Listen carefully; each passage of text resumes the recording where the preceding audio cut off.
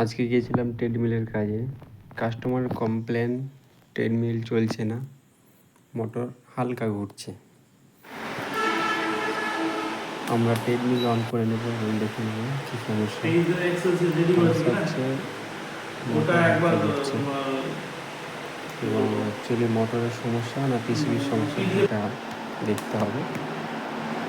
তো আমরা পিসিবিটা চেক করব যে মোটরে ঠিকঠাক লাইন দিচ্ছে কিনা।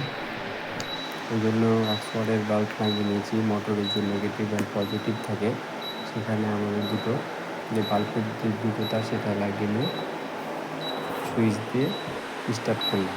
স্টার্ট করার পর দেখছি বাল্বটা জ্বলছে না, অতএব পিসিবি থেকে লাইন ছাড়ছে না এবং যেটা ছাড়ছিলো সেটা হালকা ছাড়ছিলো, পরের বাল্বটাও জ্বলছিল।